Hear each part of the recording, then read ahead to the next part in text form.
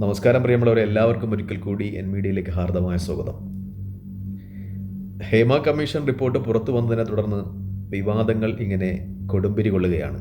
വിവിധ നടന്മാരുടെ തമ്പുനേലുകൾ വെച്ച് യൂട്യൂബ് ചാനലുകൾ ഇങ്ങനെ ഇവരൊക്കെയും ഇതിൽ പ്രതികളാണെന്ന രീതിയിൽ വാർത്തകൾ പ്രചരിപ്പിക്കുന്നുണ്ട്. അതിലെത്രത്തോളം സത്യമുണ്ട് എന്നറിയില്ല. ഏറ്റവും പ്രധാനപ്പെട്ട കാര്യം, ഇതിൽ ഏതെങ്കിലും ഒരു പ്രമുഖ നടൻ വന്ന്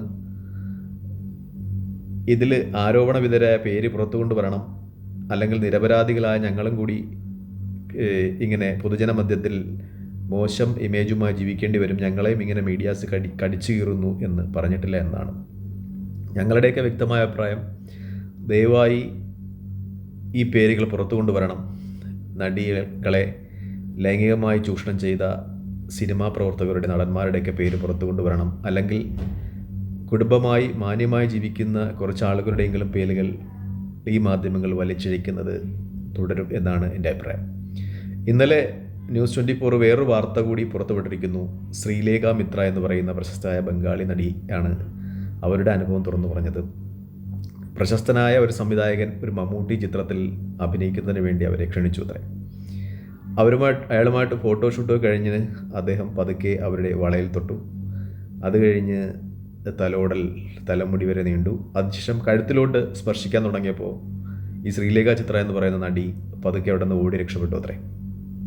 അതിനുശേഷം അവർ ഹോട്ടൽ റൂമിൽ തന്നെ തങ്ങിയത് വളരെ പേടിച്ചാണിരുന്നു. കാരണം ഇതിൻ്റെ മാസ്റ്റർ കീ, ഈ ഹോട്ടലിൻ്റെ മാസ്റ്റർ കീ ഇനി ആ സംവിധായകൻ്റെ കയ്യിലാകണമുണ്ട്. രാത്രി അയാൾ തുറന്നു വന്ന് തന്നെ പീഡിപ്പിക്കും എന്നവർ ഭയപ്പെട്ടിരുന്നു. എന്തായാലും രാത്രി രാഖിനാമായനം നേരം വെളുക്കുന്നതിന് മുമ്പേ അവർ രക്ഷപ്പെട്ടു എന്നാണ് പറയുന്നത്. പിന്നെ കേരളമെന്ന് കേൾക്കുമ്പോൾ അവർക്ക് ഈ രംഗമാണ് അത്രേ ഓർമ്മ വന്നത്. സാംസ്കാരിക കേരളത്തിൻ്റെ തനിമ വാനോളം ഉയർത്തിയ സംവിധായകരെ നമുക്ക് സ്തുതിക്കാം. മറ്റൊരു കഥ കൂടി ഞാൻ പറഞ്ഞുതരാം. മറ്റൊരു കഥയല്ല, ഒരു യാഥാർത്ഥ്യം കൂടി പറഞ്ഞു വയ്ക്കാം. കാരണം ഞങ്ങളുടെ പ്രദേശത്തുള്ള മലയാള സിനിമയിലൊക്കെ വളരെ ചെറുപ്പകാലത്ത് പ്രത്യക്ഷപ്പെട്ട് മികച്ച അഭിനയമൊക്കെ കാഴ്ചവെച്ച 1-2 ഹിറ്റ് സിനിമകളിലെ ഒരു നടി അവരുടെ സുഹൃത്തുക്കളോട് പറഞ്ഞ ഒരു കഥ അവരെന്നോട് ഷെയർ ചെയ്യുണ്ടായി. അവർ ചോദിച്ചു അത്രേ, എന്താണ് നിങ്ങൾ ഇത്രയും തിളങ്ങി നിൽക്കുന്ന ഒരു സമയത്ത് സിനിമയിൽ നിന്ന് വിട്ടു നിൽക്കുന്നത് എന്ന് ചോദിച്ചപ്പോൾ ആ യുവനടി പറഞ്ഞത്, എനിക്ക് എല്ലാവരുടെയും മുമ്പിൽ എൻ്റെ കാല് വിടർത്തി വയ്ക്കാൻ വയ്യ എന്ന് പച്ച മലയാളത്തിൽ അവർ പറഞ്ഞു. എനിക്ക് എൻ്റെ ലെഗ് സ്പ്രെഡ് ചെയ്യാൻ വയ്യ എന്ന് പറഞ്ഞു. എന്ന് വെച്ചാൽ പച്ചയായ ലൈംഗിക ചൂഷണമാണ് ഈ ഫീൽഡിൽ നടക്കുന്നതെന്ന് അവർ വ്യക്തമായി സൂചിപ്പിച്ചു. മലയാള സിനിമ ലോകോത്തരമായ ഒരുപാട് സിനിമകൾ സംഭാവന ചെയ്ത സിനിമ ഇൻഡസ്ട്രിയാണ്. ഒരുപാട് മഹത്തായ നടന്മാരെ, നടിമാരെയൊക്കെ സംഭാവന ചെയ്ത ഒരിടമാണ്. പക്ഷേ മലയാള സിനിമയുടെ പിന്നാമ്പുറങ്ങളിൽ നടക്കുന്ന ഇത്തരം കഥകളല്ല യാഥാർത്ഥ്യങ്ങൾ, അത് പുറത്തു വരേണ്ടതുണ്ട്.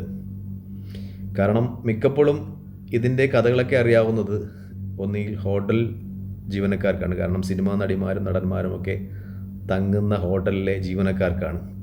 അല്ലെങ്കിൽ ഈ നടന്മാരൊക്കെ കള്ള് കുടിച്ച് പുലമ്പുന്ന ഈ കഥകളൊക്കെ പരസ്പരം വീരസ്യത്തോടെ പറയുന്ന ബാറുകളിലെ ജീവനക്കാർക്കാണ്.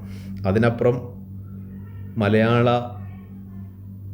മലയാളികളാകെ വാർത്താ ചാനലുകളിലൂടെ ഇക്കാര്യങ്ങൾ ചർച്ച ചെയ്യുന്നത് ആദ്യമായിട്ടാണ്. സിനിമ എന്ന് പറയുന്നത് ഒരു ഗിമിക്കുകളുടെ ലോകമാണെന്നെൻ്റെ പഴയ ആരോപണം തന്നെ ആവർത്തിക്കുന്നു. കാരണം മിക്കവുള്ളവരും അങ്ങനെയൊക്കെ തന്നെയാണ്.